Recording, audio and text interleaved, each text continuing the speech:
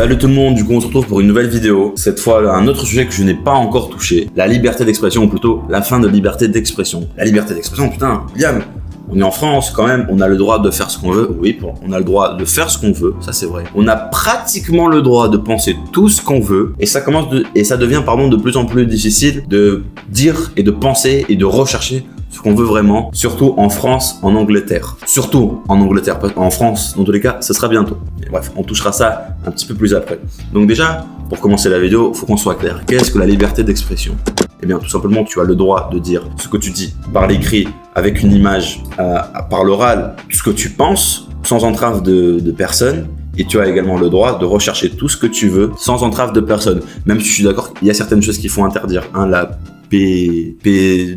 Oh, oui, ça, faut interdire, on est d'accord. Il y a quand même des choses saines. Donc, on a quand même, soi-disant, dans un pays, liberté, égalité, fraternité, et on n'en a aucune des trois maintenant. Et bah pourtant, ces derniers temps, ça nous démontre quelque chose de différent. Vous trouvez pas ? Et je vous assure également que je vais faire de mon mieux pour être neutre, d'accord, dans cette vidéo. Ça va être très compliqué, vous savez déjà très bien mes idées, mes idéaux, mon idéologie. Ça va être très compliqué. Mais je vais faire de mon mieux, en tout cas, pour pas comme ça, là, avec une petite aiguille. Donc, comme je le disais, que ce soit en France, en Angleterre, aux États-Unis, en Allemagne, ou même au Brésil, les tensions, elles montent. Mais pourquoi est-ce qu'elles montent ? Tout simplement à cause de politique. La politique, ce n'est que du théâtre, c'est juste pour nous diviser. Il y a le fameux camp du bien, je parle pas de la gauche, je précise, l'extrême gauche, d'accord ? L'extrême, avec leur idéologie de communisme, mixité, féminisme et tout le tralala, bizarroïde et j'en passe, ils touchent tout simplement ces dernières années de plus en plus de monde. Tu peux arrêter de faire du bruit, petit lapin ? Bref, je disais, ils touchent de plus en plus de monde. Ça, tout le monde l'a remarqué, il y a une hausse de la gauche. Mais qu'est-ce que ça a suscité du coup ? Les gens qui étaient très gentils et qui jusqu'à maintenant étaient restés endormis, qui avaient tout simplement pendant des années et des années laissé ces mauvais politiques, autant de droite que de gauche, bien détruire leur pays. Ce qui fait qu'aujourd'hui, il y a un réveil brutal et les gens d'extrême gauche, ne s'y attendaient pas. Et c'est pour ça que, dans tous les cas, c'est une communauté de fragiles, je suis désolé. Voilà, j'ai pas réussi à rester neutre, voilà. Et puis c'est bon, on oublie ce passage. Eh bien, un réveil brutal des nationalistes, des patriotes, des chrétiens également. Ils sont pas tous chrétiens chez l'extrême droite. Mais bon, une grosse partie en tout cas sont chrétiens. Et même ceux qui ne sont pas, ils veulent défendre les valeurs du christianisme parce que ce sont des valeurs tout simplement incroyables. Vraiment, le but de neutralité, il est parti super vite. Donc forcément, le peuple en a marre, il se réveille, il commence également à manifester de façon pacifique. Et forcément, les gens d'extrême gauche qui se considèrent eux de gauche, ils osent dire que les fachos, c'est ceux d'extrême droite. Alors que tout ce qu'on veut, c'est de laisser le pays tranquillement. La diversité, c'est très bien, mais chacun dans son continent. Et eux, l'extrême gauche, ils ont eux-mêmes à dire que c'est la faute des hommes blancs. Déjà, ils mettent une part de la population énorme. Les hommes blancs, ils les dégagent tout simplement. Les chrétiens, ils les dégagent tout simplement. Et juste avant, je parlais un petit peu, oui, il y a les manifestations. Et j'ai bien précisé, que les manifestations des gens considérés de droite, extrême droite, tout ce que vous voulez, c'est pacifique. Il est où le vrai problème ? C'est que les gens même qui se disent le camp du bien et qui veulent la paix, il est où le problème ? Vous cassez tout. Tout, j'exagère. Mais comment vous voulez qu'on vous aime si derrière, vous allez insulter les policiers ? Certes, les policiers, c'est pas des anges.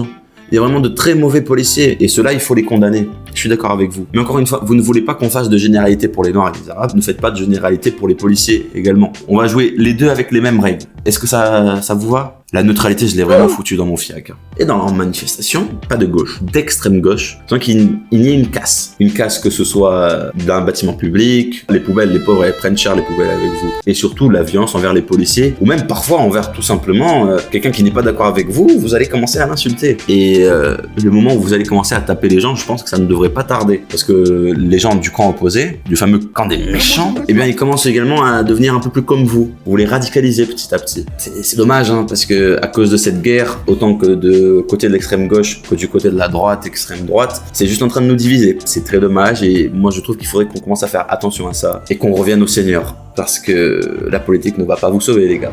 Et comme je l'ai dit quelques minutes auparavant, le fascisme, c'est quand même bizarre que sur les faits, les vrais fachos, c'est-à-dire l'extrême gauche, elle nous insulte de fachos. Certes, on dit qu'ils ont des pensées et des idéologies de cons. C'est la vérité.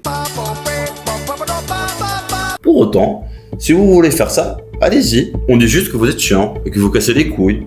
et que vous êtes insupportable. Encore une fois, on a le droit de le penser, on a le droit de le dire. Et c'est la vérité. Bref, vous nous êtes fachos. Alors que sinon, on irait chez eux, on pourrait même pas faire un quart de ce qu'ils font ici. Il y a même des Noirs et des Arabes qui commencent à l'admettre. Et il en faudrait plus. Les gens comme ça qui veulent se mixer dans le pays, c'est super, venez. Les Portugais, ils sont bien mixés. Il y a beaucoup d'Arabes et beaucoup de Noirs qui se sont super bien imprégnés de la culture. Pourquoi est-ce que les nouvelles générations ne font pas pareil? C'est ça qui est dommage.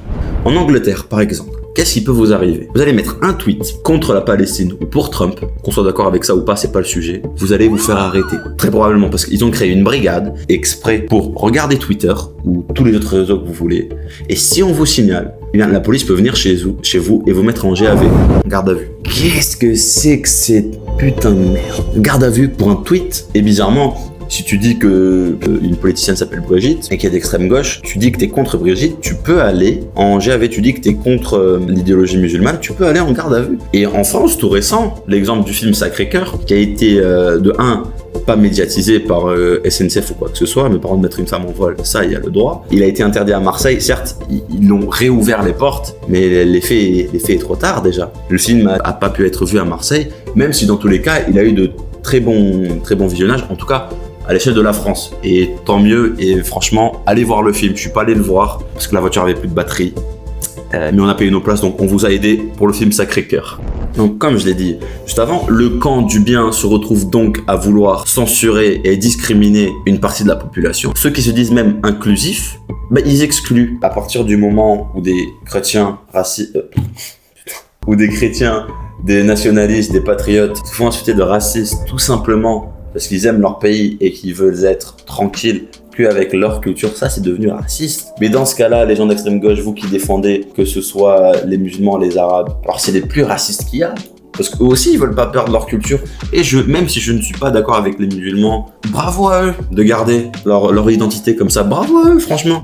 Donc là, j'ai un message directement adressé aux gens de l'extrême gauche. Si vous voulez manifester, que ce soit pour le droit des trans, pour le féminisme, tout ce que vous voulez, pas de souci, vous êtes libre de faire ce que vous voulez. C'est votre liberté, c'est votre droit. Mais par contre, ne venez pas imposer aux gens, de 1, votre idéologie, et de 2, ne venez pas interdire les gens, que ce soit sur les réseaux ou dans la vraie vie, de vouloir tout simplement dire le contraire. Parce que c'est une action de gamin. Et donc forcément, quand je vous dis tout ça, qu'ils rigolent quand il y a des gens de droite chrétiens qui sont morts, je parle bien évidemment à Charlie Kirk, ils soutiennent pas quand il y a une petite fille de 12 ans, si je me trompe pas, Lola, qui a été assassinée, ils vont devant le tribunal à Paris pour dire non, ils arrachent des affiches, tout ça. Quand vous vous comportez comme des animaux, comme des singes, c'est même une insulte envers les singes, à la guerre de dire ça. En fait, faut pas s'étonner que votre mouvement, du coup, les antifascistes, antifachos, ça devienne considéré comme un groupe terroriste aux États-Unis. Que vous soyez d'accord avec Trump ou pas, ça c'est pas la question, mais c'est mérité. C'est mérité, certes, ça entrave peut-être la partie de liberté, mais vous devenez de plus en plus dangereux. Vous vous rendez compte, vous êtes tellement désensibilisé que vous rigolez à la mort d'un père de famille qui a été